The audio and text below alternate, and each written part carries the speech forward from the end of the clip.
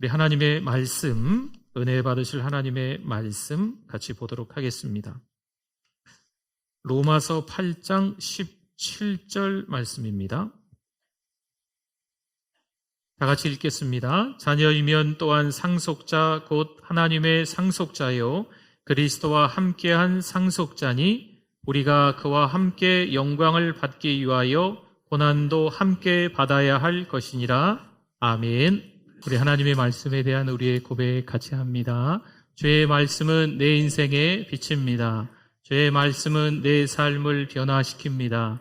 주께서 말씀하신 대로 나는 하나님의 사랑받는 자녀입니다. 나는 축복의 통로입니다. 오늘도 주의 말씀에 내 마음의 문을 엽니다. 말씀하여 주옵소서. 듣고 깨닫고 말씀대로 살겠습니다. 아멘. 우리 잘 나오셨습니다. 우리 옆에 분들 앞뒤 분들 보시고 우리 반갑게 우리 인사하겠습니다. 잘 오셨습니다. 은혜 많이 받으세요. 신앙생활의 기초 두 번째 시간 로마서 8장 17절 본문을 가지고 우린 왜 자녀로 살아갈까라는 제목으로 은혜를 나누도록 하겠습니다. 대형마트 안에서 칭얼대는 아이가 보입니다. 이 아이는 주변을 살피지도 않습니다. 그리고 부모의 눈치도 보지 않는 것 같습니다. 오직 자기가 원하는 것을 사달라고 대자로 뻗어서 팔다리를 흔들고 있습니다. 한두 번 해본 솜씨가 아닌 것 같습니다. 그 이후 어떻게 되었는지 여러분의 상상에 맡기겠습니다. 이 아이가 이렇게 할 수 있는 이유가 있어요. 분명 그 아이 옆에 있는 분은 부모인 것 같고 그 아이는 그 옆에 있는 부모의 자녀이겠죠. 아들이기에 맘 놓고 사달라고 졸라보는 겁니다. 한 번, 두 번 해보았더니 사주었나 보죠. 그래서 오늘도 그렇게 하고 있습니다. 부모와 자녀의 관계는 좀 이상합니다. 부모는 자녀들을 키우면서 참 많이들 희생하는 듯 보이십니다. 못 먹고 못 입으며 자녀들을 위해 다 주려 하는 거지요. 그럼 자녀는 어떨까요? 대부분 철이 늦게 듭니다. 자기 방식대로, 자기 마음대로, 자기 고집대로 사는 경우가 많습니다. 성도 여러분, 부모이십니까? 아니면 자녀이십니까? 요즘 나의 삶을 돌아보면 부모처럼 살아가고 있습니까? 아니면 자녀처럼 살아가고 있습니까? 부모의 입장이 이해가 잘 되십니까? 아니면 자녀의 입장이 잘 이해가 되십니까? 일찍 철이 든 자녀가 있고 늦게 철이 드는 자녀가 있습니다. 여러분, 신자도 그래요? 하나님 아버지의 마음을 잘 아는 자녀가 있습니다. 하나님이 뭘 기뻐하시는지 알고 그렇게 살아가는 거죠. 물론 여전히 방황하며 인생을 즐기려는 자녀도 있겠죠? 마치 탕자처럼. 언제 돌아오려나 발을 동동 구르는 아버지가 있습니다. 요한복음 1장 12절 말씀을 볼까요? 영접하는 자 곧 그 이름을 믿는 자들에게는 하나님의 자녀가 되는 권세를 주셨으니 아멘. 사랑하는 성도 여러분, 우리는 하나님의 자녀들인 줄 믿습니다. 그런데 잘 생각해 보세요. 우리가 자녀 될 자격이 있을까요? 하나님이 어떤 조건과 자격을 말씀하시면 우리가 그 조건과 자격에 맞아서 하나님의 자녀가 될 수 있을까요? 하나님은 어떤 상황에서 그래 잘 견뎌, 이번에 잘 견디기만 하면 내 자녀로 삼아줄게 라고 말씀하시지는 않습니다. 하나님의 진노로 영원한 지옥 형벌에 떨어졌어야 마땅한 우리죠. 그런데 영생을 얻어 영원한 천국 백성이 된 것입니다.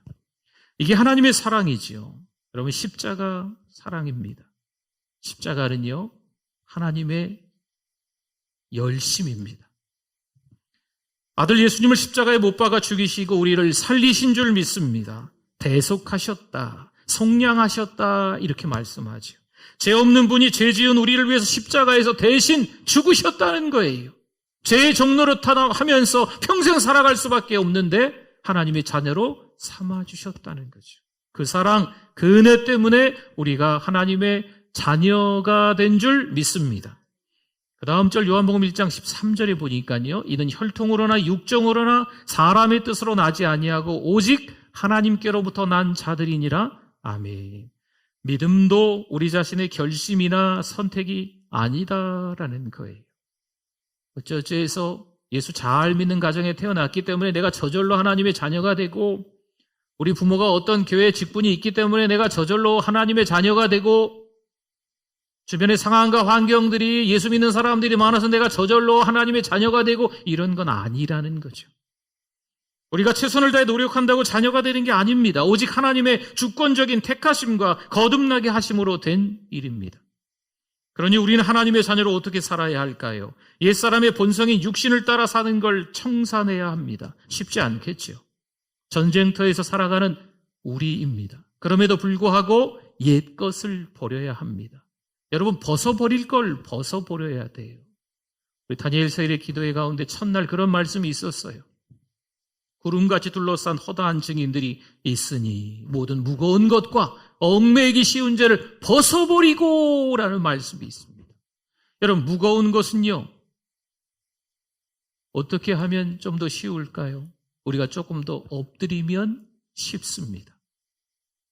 그냥 무거운 걸 지고 가려면 어깨에 메고 가려면 얼마나 힘듭니까? 근데 좀 더 수그리면 쉽다는 거죠. 얽매이기 쉬운 죄는요, 세상의 여러 가지 혼란스러운 것들 가운데 그들이 죄를 지으니까 그 현장에서 우리도 똑같이 죄를 짓는다는 거죠. 여러분, 그런 것들을 벗어버리라는 거예요. 고정관념을, 편견을, 옛것을 벗어버리고 오직 성령으로 새 사람을 입어야 될 줄 믿습니다. 여러분, 신앙의 경주를 하는데 허리띠가 헐렁하면, 운동화끈이 풀리면 경주를 할 수가 없어요. 우리 안에 보혜 살아계신 성령님으로 새 사람을 입어야 신앙의 경주를 할 수 있는 줄 믿습니다. 15절 볼까요? 로마서 8장 15절에 보면 너희는 다시 무서워하는 종의 영을 받지 아니하고 양자의 영을 받았으므로 우리가 뭐라고 부를까요? 아빠 아버지라고 부르짖느니라. 아멘. 우리는 이제 하나님과 단순한 창조주, 또 우리는 피조물, 이런 관계에 머물러 있지 않습니다. 하나님은 상전, 우리는 종, 이런 관계가 아닙니다. 상전과 종 사이에는요, 상전을 기쁘게 하거나 유익하게 하는 차원에서만 그 종의 지위가 유지되는 거예요. 만일 종이 상전을 거스리거나 무익하게 행하면 상전은 종을 어떻게 할까요? 내쫓겠죠. 상전이 주인이니까. 종이 말을 안 듣는데 어떻게 데리고 있어요? 쫓아내야죠. 그러니 종은 항상 상전을 무서워하겠죠. 무엇을 하든지 상전이 그 일에 대해서 어떤 판단을 할 것인지 생각하면서 무서워서 벌벌 떨고 있는 거죠. 상전과 종의 관계입니다. 만일 하나님 앞에서 우리의 지위가 그러하다면, 상전과 종의 관계의 지위에 있다면 우리와 하나님 사이는 오래 갈 수가 없습니다. 그런데 더 이상 우리는 종이 아니라 뭘까요? 자녀. 네, 자녀인 줄 믿습니다. 그래서죠, 우리는 하나님을 뭐라고 부르짖는다고요? 아빠 아버지라고 부르짖을 수 있는 거예요. 여기서 부르짖다는 말은요, 아빠 아버지 큰 소리로 부르짖는다는 표현은 사실 아닙니다. 그 부르짖음에 대해서 칼빈이 이렇게 말을 해요. 그리스도의 대속의 은혜와 긍휼을 힘입어 하나님을 아버지로 확신에 차서 부르는 그 심정, 그 마음을 표현하는 거다, 이렇게 이야기합니다. 여러분, 양자는 물론 친자가 아니지요. 하지만 법적으로 친자와 동일한 권세를 가지게 됩니다. 그러니 정당한 법적 권리를 가진 당당한 확신의 자세가 필요합니다. 에베소서 3장 12절에 보면 우리가 그 안에서 그를 믿음으로 말미암아 담대함과 확신을 가지고 하나님께 나아감을 얻느니라. 아멘. 그래서지요, 확신 있고 당당한 자세로 뭐라고 부른다고요? 아빠 아버지라고 부를 수 있는 거예요. 담대함과 확신을 가지고 하나님께 나아가는 것이요, 예수님을 믿는 우리에게 너희는 내 자녀다라고 선포하신 그 하나님의 선언을 뒤엎을 것이 그래서 있다 없다? 없다. 없습니다. 하나님과 우리, 하나님은 아버지 되시고 우리는 자녀의 관계를 누구 하나 그 하나님의 사랑에서 끊을 자가 있다 없다? 없다. 뒤엎을 것이 있다 없다? 없다라는 겁니다. 마르틴 루이스 존스 목사님이 또 이렇게 설명을 하네요. 아버지가 어린 아들의 손을 잡고 걸어가고 있어요. 그런데 아버지가 아들을 갑자기 번쩍 들어 올리더니 흔들어지면서 막 이쁘다고 안아주고 뽀뽀해주고 그러는 거죠. 그 어린 아들은 그 전에도 아버지가 자기 아버지라는 것을 알았어요. 그러나 아버지의 그런 모습을 보고 아들은 정말 자기가 아버지의 아들임을 더욱더 새롭고 충만하게 깨닫게 된다라고 표현을 합니다. 성도 여러분, 언제 부모의 자녀임을 아셨습니까? 어릴 적 장난감이나 인형을 사줄 때 아셨나요? 청년이 돼서 값 나가는 선물을 사주었을 때였습니까? 1박 2일, 2박 3일 놀러 갈 때 나를 믿어주는 분을 보고 내 부모 맞구나. 그때 혹시 아셨습니까? 결혼 생활이 힘들다고 말할 때 무조건 나를 믿어주는 부모, 내 부모 맞구나. 그때 아셨습니까? 돌이켜보면 힘들고 어려울 때 부모가 옆에 계셨습니다. 정말 축하받을 만한 때에도 부모는 옆에 계셨습니다. 우리가 하나님의 자녀라는 확신은 언제 드셨습니까? 신앙으로 살아갈 때 어렵고 힘들지만 하나님은 여전히 우리를 떠나지 아니하시고 버리지 아니하시고 함께 하시는 줄 믿습니다. 뭔가 필요할 때 하나님은 다른 방법이라도 채워주시는 거예요. 하나님 이렇게 해주세요, 저렇게 해주세요. 구하고 찾고 두드릴 때 우리가 원하는 방식으로 하나님이 들어주지 않는 것처럼 보이지만 하나님은 또 다른 방식으로라도 우리에게 채워주시는 분입니다. 건강에 이상이 생겼을 때 하나님은 찾아와 위로해 주십니다. 자식 농사 힘겹게 지을 때 하나님이 통로를 열어주시는 거죠. 그래도 기도하게 만들어주시는 거예요. 왜일까요? 우리는 하나님의 자녀이기 때문입니다. 로마서 8장 17절 볼까요? 자녀이면 또한 상속자 곧 하나님의 상속자요 그리스도와 함께한 상속자니 우리가 그와 함께 영광을 받기 위하여 고난도 함께 받아야 할 것이니라. 아멘. 보통 자녀의 앞날은요 그 아버지가 누구냐에 따라서 달라집니다. 악인의 자녀는 악업을 이어받게 됩니다. 의인의 자녀는 의인의 의로운 기업을 물려받습니다. 하나님의 자녀는 하나님의 나라 그 영광과 그 복된 기업을 물려받을 상속자인 줄 믿습니다.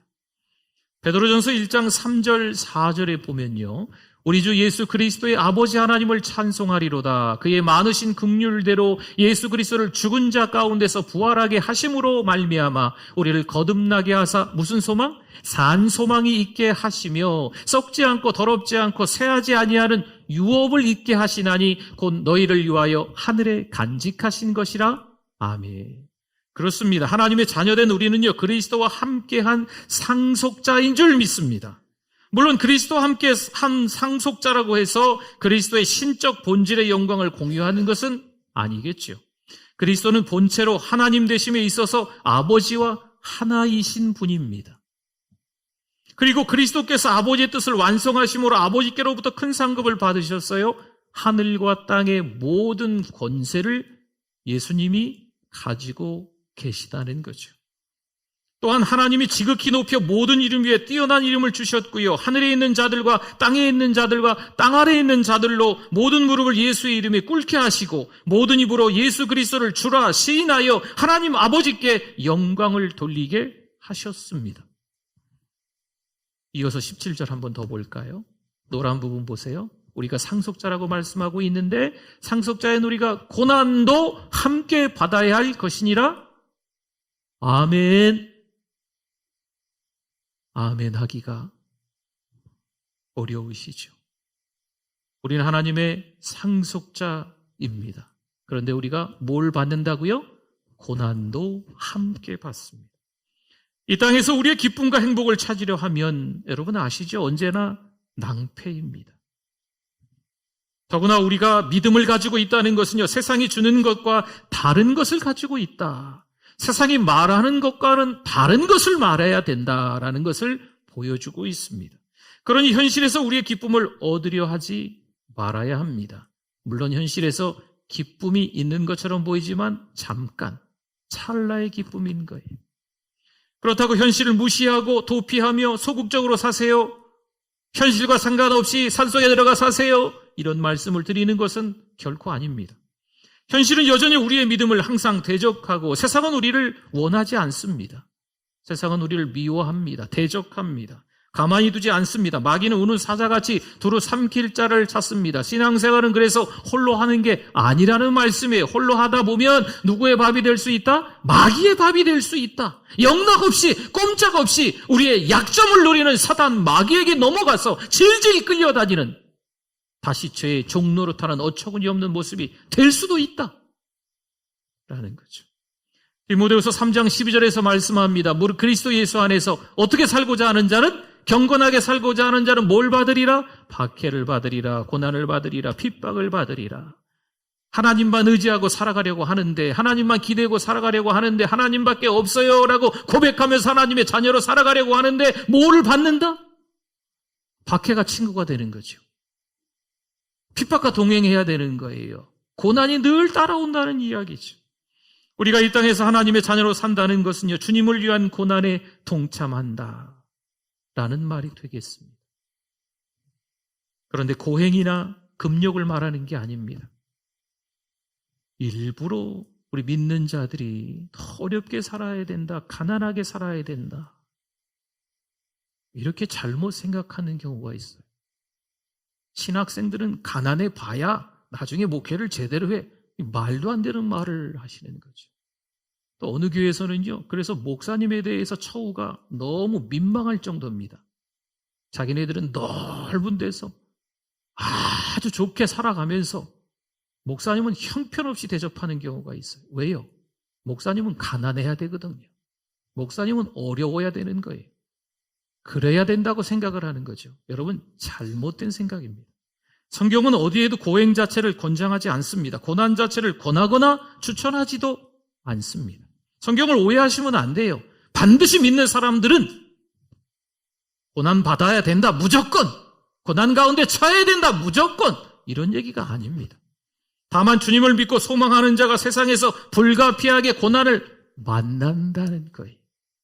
믿음으로 살아가다 보니, 신앙으로 살아가다 보니, 하나님의 자녀답게 살아가다 보니 고난을 만날 수밖에 없다는 얘기죠. 그리스도와 함께 영광을 받기 위하여 고난도 함께 받아야 합니다. 고난은 우리가 그리스도의 영광에 동참할 것을 미리 보여주는 증거입니다. 18절 한번 볼까요? 로마서 8장 18절에 생각하건대, 두 개를 비교하고 있어요. 현재의 고난은 장차 우리에게 나타날 영광과 비교할 수 없도다. 고난과 영광을 비교하고 있어요. 현재 당하는 고난이 아무리 무거워도 장차 우리에게 나타날 영광의 광대함에 비추어 보면 작은 먼지 알갱이밖에 되지 않는다라는 말씀입니다. 고린도후서 4장 16절에서 18절 말씀에 보면, 그러므로 우리가 낙심하지 아니하노니 우리의 겉사람은 낡아지나 우리의 속사람은 날로 새로워지도다. 우리가 잠시 받는 환난에 경한 것, 가벼운 것이 지극히 크고 영원한 영광에 중한 것, 무거운 것을 우리에게 이루게 함이니, 우리가 주목하는 것은 보이는 것이 아니요 보이지 않는 것이니, 보이는 것은 잠깐이요 보이지 않는 것은 어때요? 영원함이라. 아멘. 무게를 달아보자는 거지. 환난의 무게를 달아보고 영광의 무게를 달아보자는 거예요. 어떤 게 가볍고 어떤 게 무거운지 지금 고린도후서 4장에서 이야기하고 있는 거죠. 아무리 환난이 무겁다 한들, 아무리 우리가 당하는 시련들이 답답하다 한들, 죽어라고 고생하고 있다고 한들 장차 영광과 비교할 수 없다는 거지요. 그 영광을 올려두면 무겁다 생각하는 환난이 가벼워서 그냥 들려 올려진다는 거예요. 환난과 고난의 무게가 그 영광의 무게에 비하면 좋게 비교할 수 없이 가볍다는 거죠. 여러분 천칭 아시잖아요. 양쪽의 무게로 이 저고를 다는 거. 한쪽은 환난, 한쪽은 영광. 이 영광이 환난이 꽤나 무거워 보였지만 영광과 비교하면 가벼워서 후다닥 이렇게 된다는 거예요. 성도 여러분, 예수님을 믿지 않으면 세상의 모든 피조물 중에서 가장 비참한 존재가 됩니다. 하나님의 영원한 진노의 형벌을 받아야 하기 때문입니다. 반면에 예수님을 믿음으로 말미암아 은혜로 하나님의 자녀가 되면, 하나님의 은혜로 자녀로 살아가면 모든 피조물 중에서 가장 탁월하고 복된 영광의 소유자가 됩니다. 그는 하나님의 나라에서 그리스도와 함께 왕노릇할 것이기 때문입니다. 다시 질문할까요? 우린 왜 자녀로 살아갈까요? 우리는 왜 하나님의 자녀로 살아갈까요? 세상 속에서 세상과 버타면서 세상 분위기에 취해서 그냥 세상 사람처럼 살아가면 그냥 마냥 좋을 것 같은데, 세상 사람들이 먹는 거 같이 먹고 마시면서, 세상 사람들이 즐기는 거 같이 즐기면서, 세상 사람들이 보는 거 같이 보면서, 희낙낙하면서 인생을 즐기면서 살아가면 좋으련만, 왜 하나님은 이 땅에서 하나님의 자녀로 살아가라 말씀하실까요? 여러분, 하나님의 선택입니다. 우리가 원하든 원하지 않든 우리는 하나님이 자녀로 삼아주셨습니다. 우리는 하나님을 뭐라고 부를 수 있다고요? 아빠, 아버지라고 부르짖을 수 있습니다. 그렇다면 가정과 학교와 직장과 교회에서 좀 달라야 한다는 거죠. 구별된 삶을 살아야 한다는 거예요. 세상을 압도할 수 있는 힘이 있어야 세상이 우리를 얕잡아 보지 않습니다. 십자가 그 하나님의 특별한 사랑으로 우리는 성령의 새 사람이 된 줄 믿습니다. 세상 사람들이 유행이라고 해서 몰려다닐 때가 있어요. 트렌드라고 해서 남들이 다 하는 거 할 때가 있어요. 여러분, 그때 분별하셔야 됩니다. 쓸데없는데 시간 낭비, 돈 낭비. 여러분, 열정을 낭비하지 마십시오. 세상의 모든 이목이 집중되어 있어도 하나님의 자녀이기에 그게 아니다 싶으면 눈을 돌려서 누구를 바라봐야 될까요? 하나님을 바라보고 하나님을 찾고 부르짖어야 될 줄 믿습니다. 목사가 그런 목사가 될 수 있도록 기도해 주십시오. 여러 성도들께서 서로서로 보시면서 사랑방에서 은혜, 남녀 선교회에서 은혜를 나누면서 여러분 서로서로가 그런 하나님의 자녀가 될 수 있도록 중보 기도해 주셔야 됩니다. 머지않아 함께 천국에서 우리 모두가 왕노릇하게 될 줄 믿습니다. 그때까지 하나님의 자녀로 세상 속에서 분별력이 있어야 돼요. 세상 속에서 만만치 않은 전쟁터에서 영적 담대함을 가지고 살아가야 될 줄 믿습니다. 얼렁뚱땅 세상 속에서 대충 살아가려 하지 마시고 하나님의 자녀답게 탁월한 삶의 승부를 거시며 살아가실 수 있기를 축원합니다. 기도하겠습니다.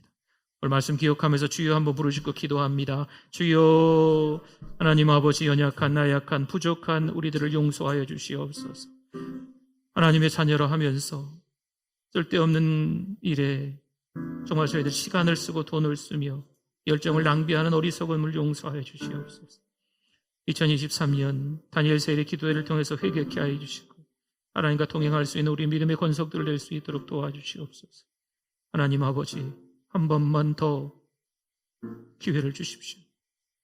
하나님과 친밀한 동행을 할 수 있는 우리들 되게 하여 주시옵소서. 하나님, 부족한 우리를 만들어 주시옵소서. 하나님 아버지, 은혜를 감사합니다. 하나님이 우리를 무조건 사랑해 주심에도 불구하고 우리는 연약해서 각자 제 길로 가는 어처구니 없는 죄인의 꼴이 되었습니다. 하나님, 용서하여 주시옵소서. 2023년 10달을 보내며 다시 11달, 12달째 더 많이 기도하면서 믿음의 결단을 하게 하시고 2023년에는 더 하나님의 자녀답게 살아갈 수 있는 탁월한 영성이 있는 우리 모두 되게 하여 주시옵소서. 예수님의 이름으로 기도드립니다. 아멘.